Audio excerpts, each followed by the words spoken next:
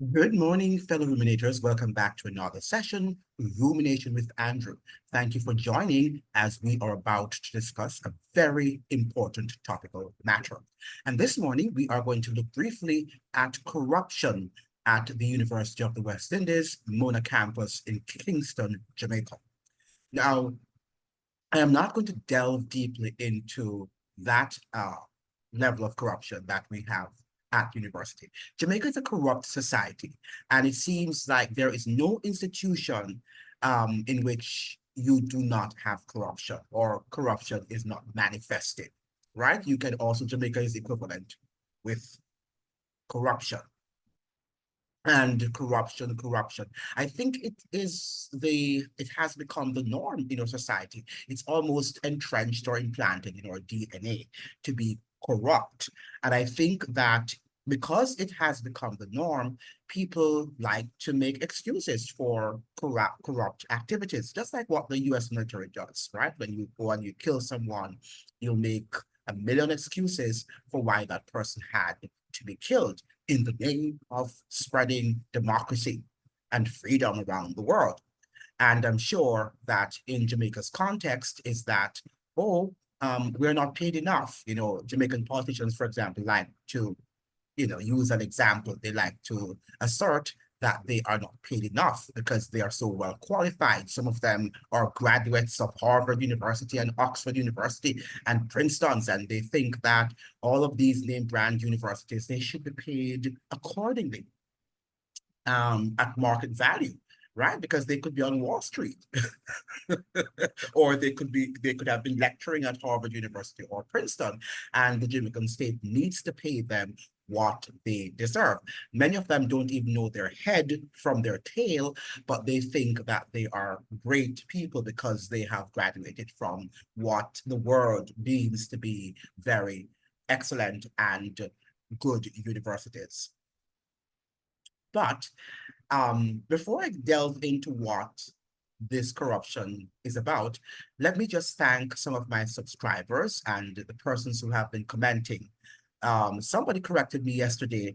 In fact, before that, the person who commented on my video, one of my videos, on the vibes cartel and lawlessness and violence in Jamaica, I was speaking to a person in Jamaica yesterday on the phone, and the whole matter of vibes cartel came up in the conversation. And I did not know, as she informed me, that shoes in Jamaica, the symbol of shoes in Jamaica, when somebody uses a symbol of shoes, it means a gun. Never understood that that was so. So when I saw on TikTok that the person was saying that Vibes Cartel killed Clive Blizzard over a pair of shoes, I thought it was a literal pair of shoes. Right? That's how naive I am to this violent culture in Jamaica and to the sort of language that they use to depict and to symbolize this violence and this violent culture. And the person said to me, Andrew, no, a pair of shoes does not refer to a pair of shoes. It's not, literal. It's symbolic. It's metaphor. So guns in Jamaica, in that violent culture, shoes, I should say, are a symbol of guns, which to me makes the plot get even more complex because I think that the whole gun culture is so entrenched in Jamaica now that it's almost equivalent to a pair of shoes, right? If you see what I'm saying, right? But whether it's gun or it is over a pair of shoes, nobody's life should be taken because someone has stolen your gun or someone has stolen your shoes, right? I don't care what it is. Nobody should be killed in that culture, right? And it's now time for Jamaicans to have a full discussion of where are these guns coming from and how did they arrive in the island. The Haitians understand why the guns are there and how they're coming in the poorest, in what is deemed to be the poorest country in the Western Hemisphere. They know. And they know that the Haitian elites control the ports in Port-au-Prince and other parts of Haiti, and that is how the guns come in. And these Haitian elites have close ties with the US military-industrial complex and the major corporations in the US. But somehow Jamaica, again, a country that lives in silence, a culture of silence, right? Jamaica is a culture of silence. So don't be fooled, ladies and gentlemen, about this rude boy culture, right? Because if we were this rude boy culture, I mean, I think we would challenge the status quo. But the rude boys in Jamaica, actually, they work with the status quo and they maintain the status quo because they are connected to these criminals at the highest level of society. So they are warring against us in many ways, right? They are warring against the ordinary populace, the ordinary man, you know, at every level, right? And this is what we have to understand. But I think that the fact that shoes are a symbol of guns in Jamaica, it even makes the whole situation more complex. And it's something that needs to be studied, and the Jamaican people need to be informed about what is happening, what is going on, and why are we importing so many guns into the island? Is it an agenda to kill off our people and to have some ethnic cleansing? Because, apart from the big money that they make, I am not sure what the agenda is. Or perhaps I think I know, but I don't want to disclose that. I think you should be able to do your own research and come to that conclusion and that sort of awareness, right? Because the society cannot continue to operate in the manner in which we are operating. Now, incidentally, somebody gave, the same person with whom I was speaking yesterday on the phone told me about this professor, associate professor, Jamaican associate professor in the US, and he is affiliated with Elon University, and that might be in Florida, I think. And, the whole purpose for which we were talking about this Damian Blake, rather, Professor Damian Blake, seemed to be a young man. But he seems to do some publishing on Haiti and what is happening there. I think he is a political scientist, and he's an associate professor at the Elon University in Florida. I mean, the first time I was hearing about that university, but I don't know everything. So, and I don't know all the universities that exist in the United States. So, when I read about him and I read an article that he wrote on Haiti, I was not impressed because the fact of the matter, his article was not contextualized. It has no historical grounding. He seems to be supporting CARICOM's and the United States agenda in terms of, formulating or forming a transitional government in Haiti. And he does not give any historical foundation, any historical context in terms of the fact that the same persons, well, I guess with the exception of CARICOM, because CARICOM doesn't have the power to subjugate Haiti, neither does it have that history of doing so. So it is left to the US, France, and Canada, and members of the core group, including Brazil and Spain and Germany, right? These are the countries, and it seems to me that in recent times, perhaps they have always been working behind the United States power. The UK now seems to be involved and has become a part of the core group, right? And it seems now that CARICOM, is now officially or unofficially a member of the core group due to what we're seeing and the fact that they are supporting US policy or policies toward Haiti. So that Professor Damian Blake, I'm not sure I am impressed with him and what he's writing, but I understand that he is like one of the main correspondents in Jamaica, and he informs the populace of what's going on the ground, and he gives his analysis. I would want to know what sort of analysis does he give. See, it seems that he appears on Nationwide with Cliff Hughes daily, or quite frequently to speak about the situation in Haiti. But what I read, it's almost like this guy is actually taking his script from the US State Department. Not impressive at all. He needs to elevate the standard and to elevate the level of discussion. And something that is happening in our world right now is that what we call professors coming from universities, something is amiss here. I think years of indoctrination. The people that they're calling professors now are, I mean, I wonder what's going to happen to people's children when they go to universities, because they're not going to be educated. They are going to be brainwashed and conditioned into believing the narrative that the powers that be want them to be indoctrinated with. Right? It's not about learning because he's an associate professor. Associate professor means that he's just below the rank of a full professor in the United States culture of professorship, right? And for having read this article, I was wondering, I mean, I think even somebody with a BSc, in political science probably could have given a better article in terms of situating what is happening in Haiti more better, giving it a much more nuanced perspective, right? And it doesn't seem like that professor was able to do that, or he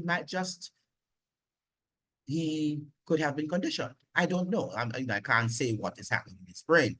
But what is clear to me is that his agenda or his analysis is closely aligned with the US's and the core group's major agenda and plans for that country. Sometimes I wonder if people are thinking, because what happens to Haiti is going to be the standard for what happens in other parts of the Caribbean and the world at large, right? Because as I've said before on this program, on this channel, that Haiti seems to be the only country in the Caribbean, and perhaps, in other parts of the world too, but the Caribbean, I can talk about the Caribbean, that does not seem to think that America is the solution for its problems.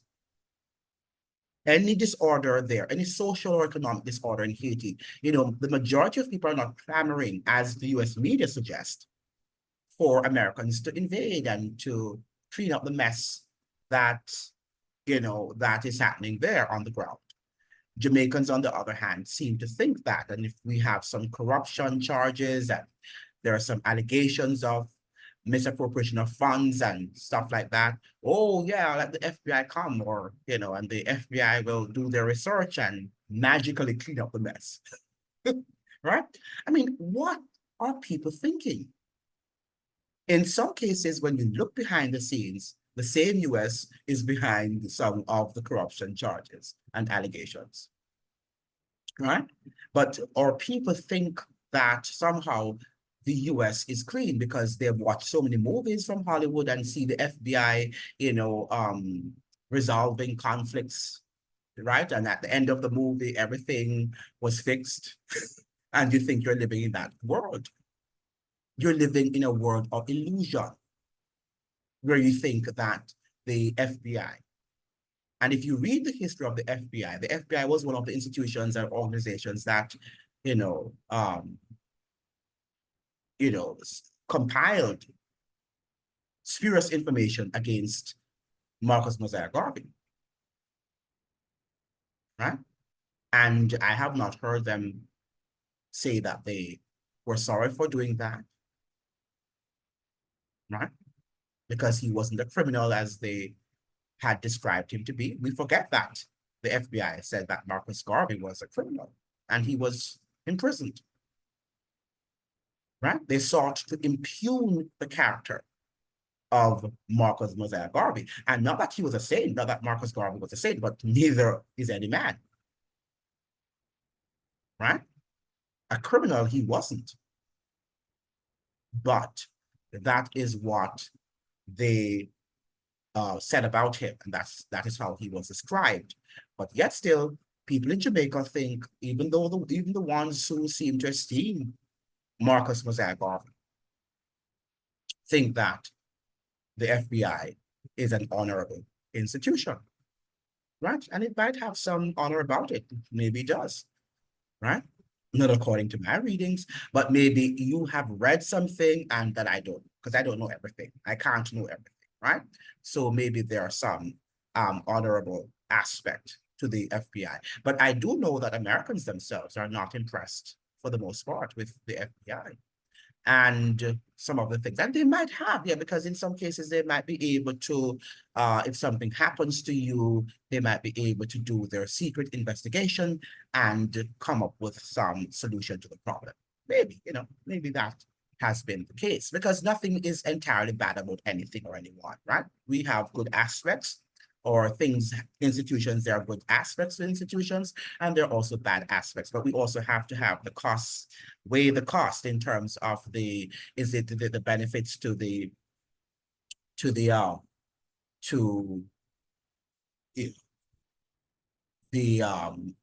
ineffective characteristics. Is it going to help us in the final analysis when we look at the big picture? Because I like to look at the big picture. I don't like to look at just what this minute thing. So like the IMF, and people will say, oh, this is happening, and this one minute thing might be, yes, have a little bit of good in it. But when you look at the bigger picture, you realize that the IMF does more damage than good to your economy. That is how you have to think. You can't just look at this superficially. You have to look at the entire person or the entire institution to understand what is happening. All right. Now let's get to our topic because today we're going to talk about briefly, not a long. It's not a long video. In fact, I should have already ended the video, right? But it is going to be on the University of the West Indies. The Gleaner carried an article yesterday, which I thought I should bring to your attention. And I've always heard rumors of the University of the West Indies and how, the administrators there, they live luxurious lives, right? At the cost of taxpayers, because the taxpayers in Jamaica are the ones who actually run the university, and not only in Jamaica, but across the Caribbean region. So we have here the title of the article that appeared in the Gleaner yesterday, March 18th, 2024, is coming, and the writer is Kimone Francis, and she's a senior staff. She's been there for years. Kimone Francis is a name that I recognize very well.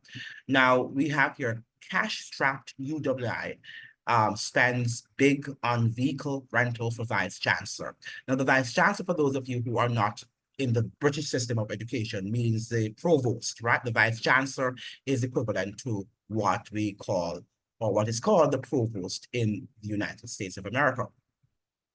So here's this guy, and he's Sir Hilary Beckles. And for those of you who don't know, he's Barbadian, and he is the face of the reparations movement, right, in the world for people of African descent, right? He is the one who is presenting the arguments, a very good historian, right? When he speaks, I mean, he speaks with authority, he speaks with clarity, he's an excellent professor, right? I will give him that credit because I've listened to him. I have not read any of his books, but I can say that he articulates very well. And the Bajans are noted for their academic talent, their academic brilliance. And he is one of those persons, one of those Bajans, one of those Barbadians who hail from Little England, right? Because Barbados is known as Little England. Now, he is also on board with the fact that we need to be a republic. In fact, his country is already a republic, right? He, under the current prime minister, Mia Amor Motley, Barbados is a bona fide Republican state, whatever that means. But be it as it may, he is the Vice-Chancellor of the University of the West Indies in Mona, Kingston, Jamaica. Those of you who do not know, again, the University of the West Indies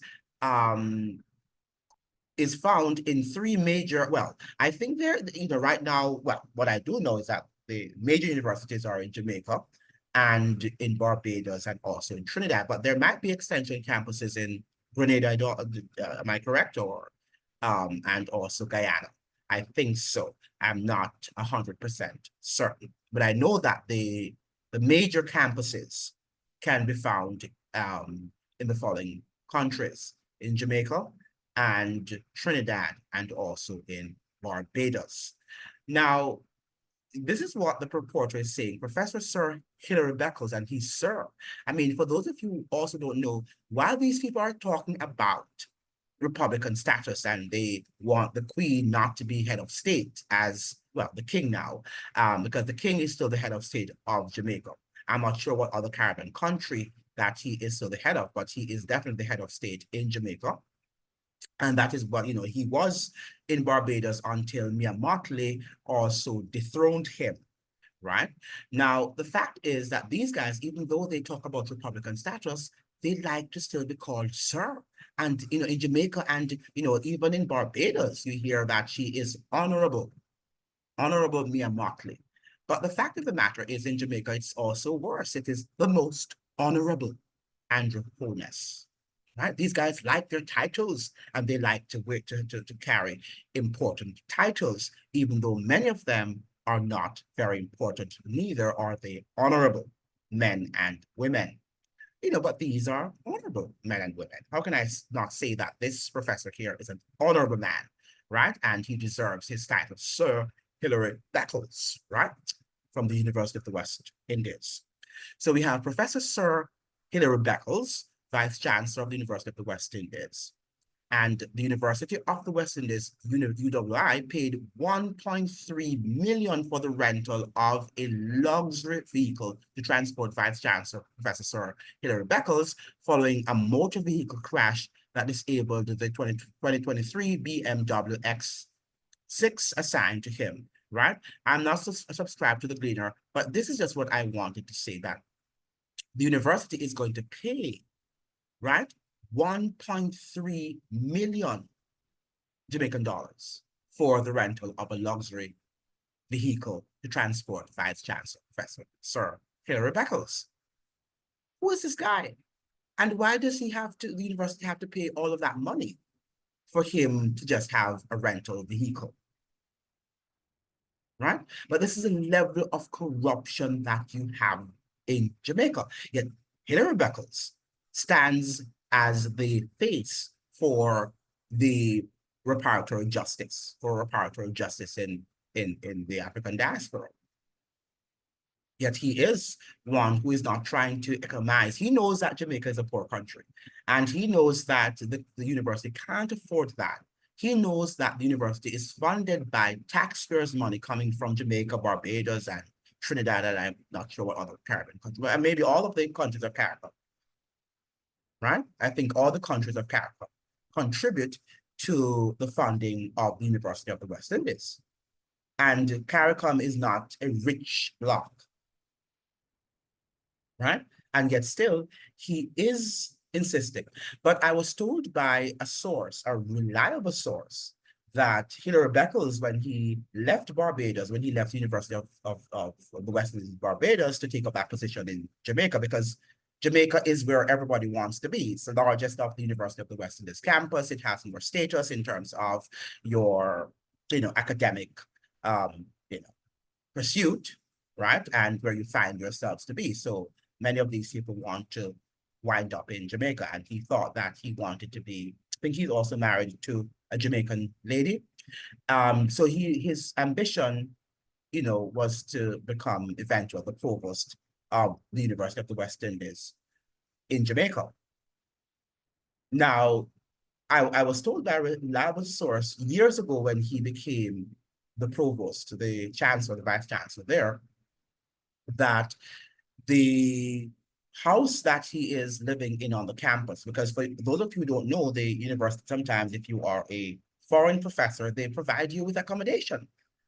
A lot of times free accommodation, right? Which I'm not understanding how the university can afford that, especially if they're paying them a decent salary. They let them pay their rent, or you can have a discounted rent. They can pay lower rent, but they need to pay rent, right? In the United States, we pay the rent.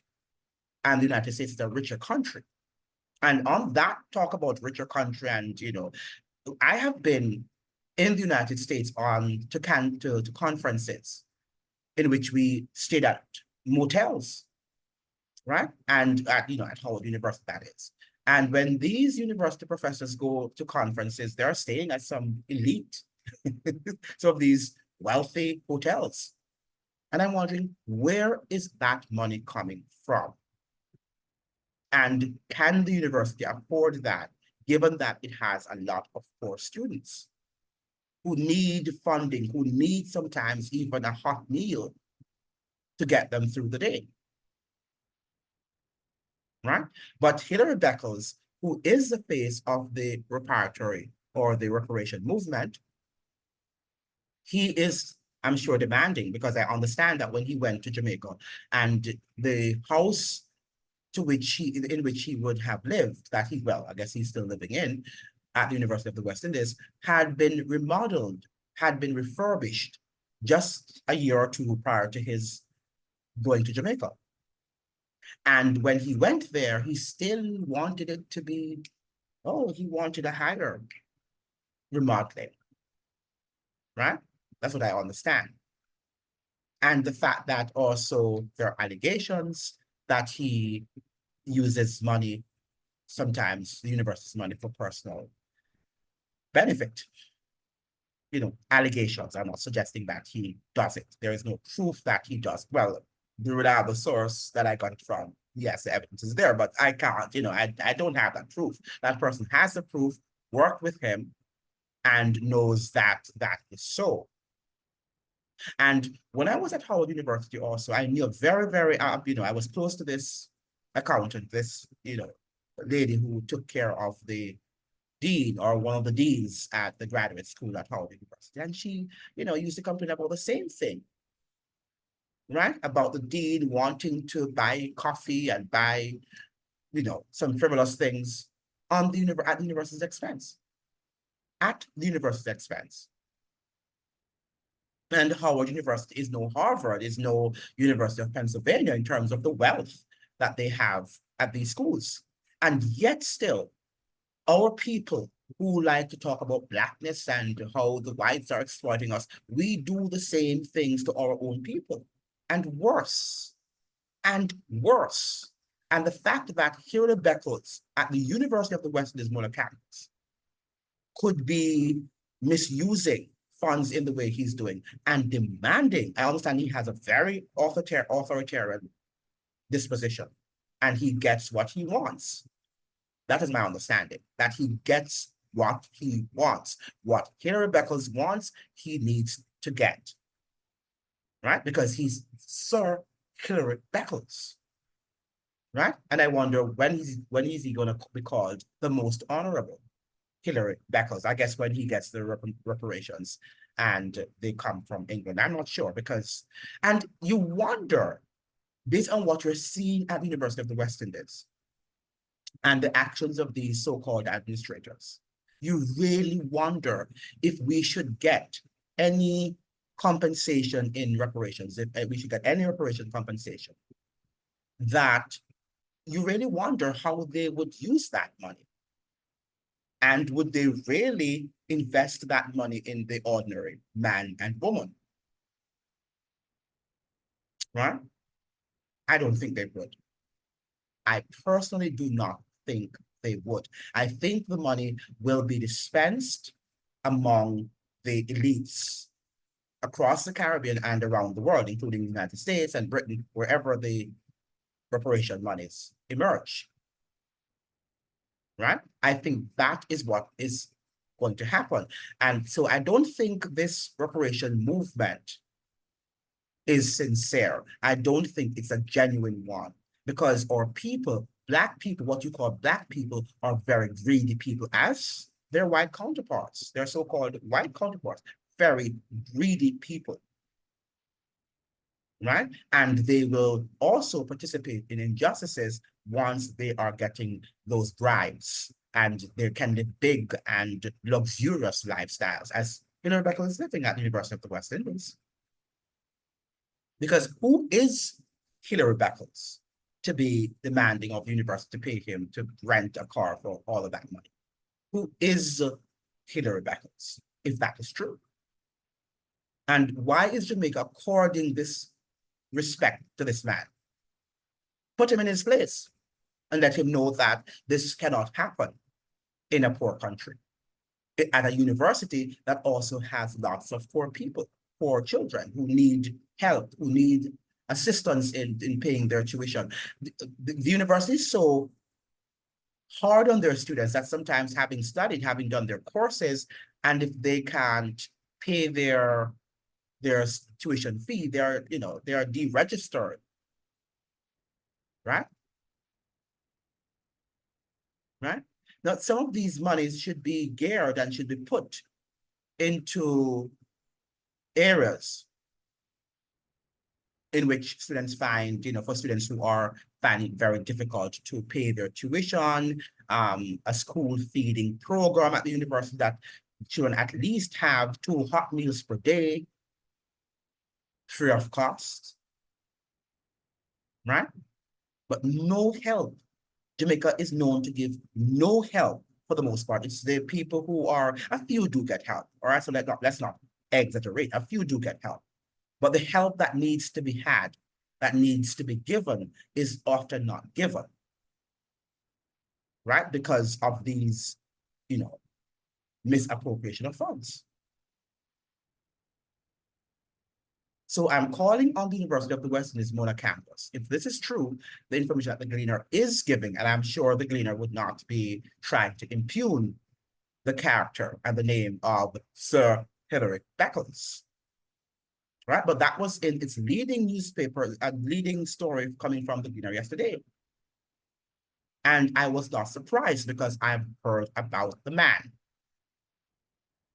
I've heard about this man. And I first learned about him when I was going to Howard University, and one of his past students, who is Jamaican actually, but she lived in Barbados and she went to the University of the West Indies in Barbados, and she talked a lot about him. I never met the man, but the picture that she painted in my mind is a man of high intellect. And, having listened to him, I realized that he is. I'm not going to take away that from Sir Hilary Beckles, that he is a knowledgeable man as regards to the development of Caribbean history. He has a keen understanding of Caribbean history. That is true.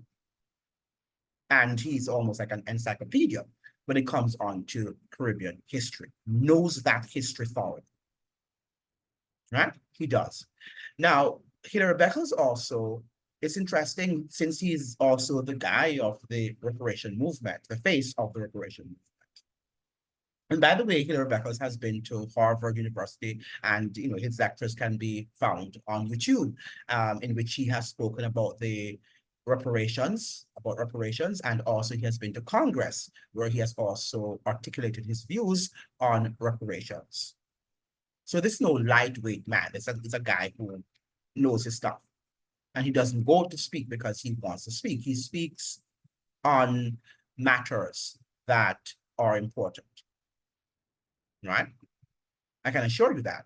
But yet still, if he did what he did when he went to the University of the West Indies and wanted the university to remodel, to refurbish his home into this luxurious accommodation, even though they had, before he went to the university, they had recently refurbished the Vice-Chancellor's accommodation, right? I think the University of the West Indies needs to stop giving these professors homes. They need to go and rent or buy their places. Some of them are being paid fairly well,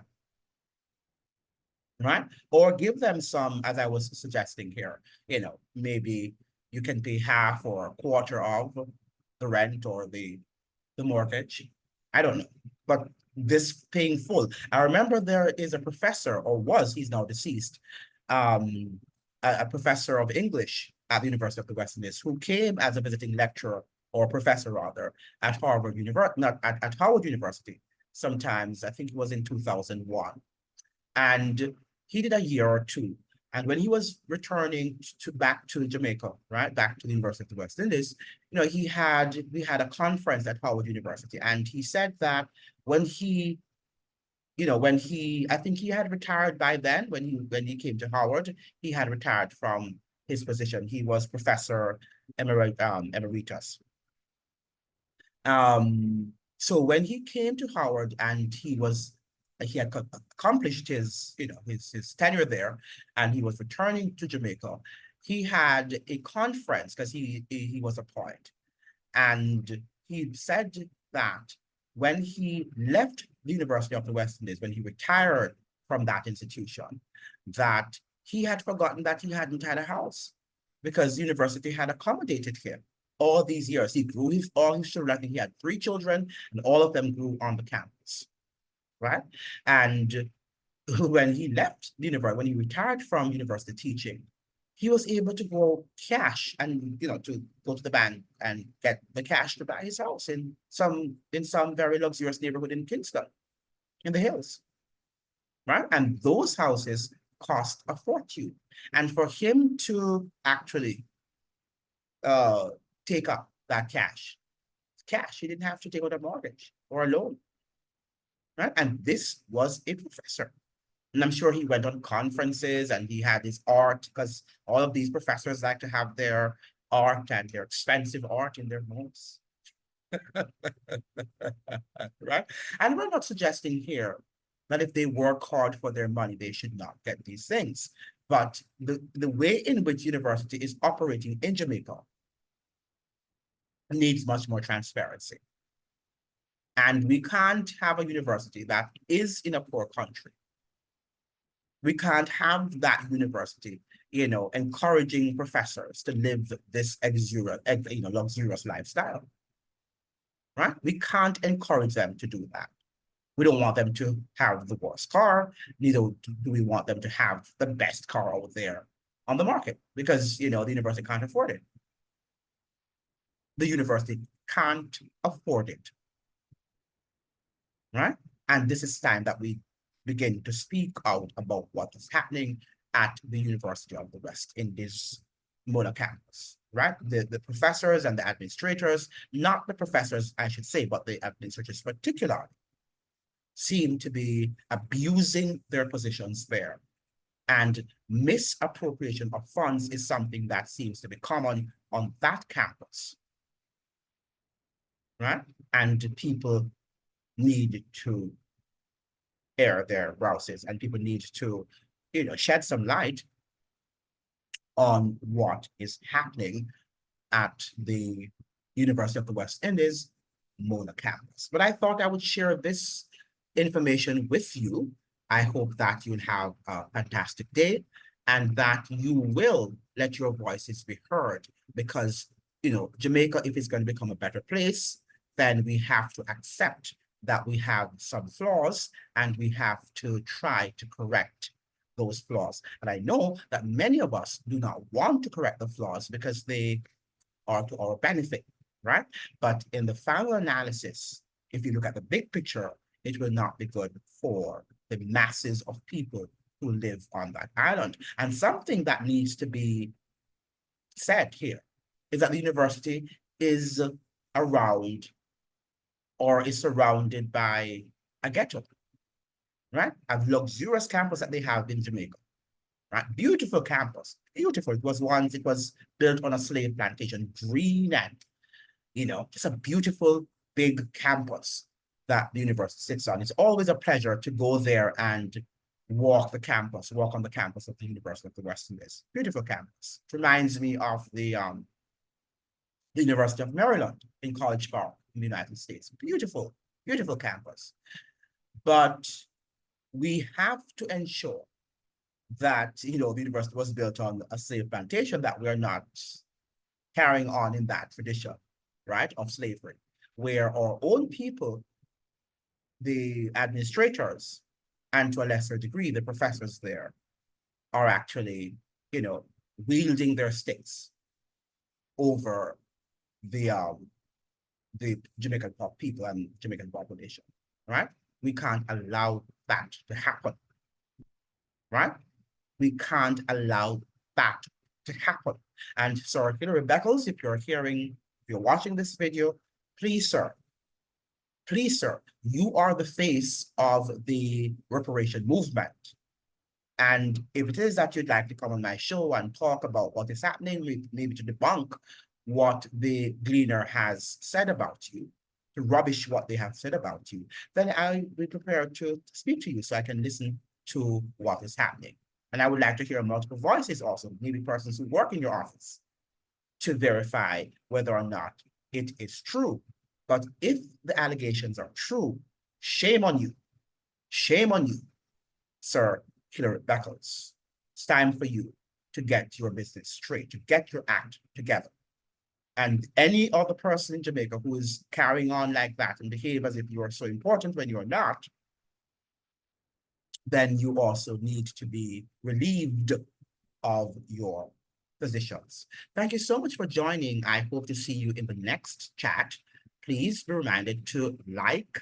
You need to like the videos, people. I can't have 1,000 people. Well, that's what is happening. Sometimes 1,000 views and you just only have 30 or 32 likes. You need to have at least, I should have at least 300 likes out of 1,000 views.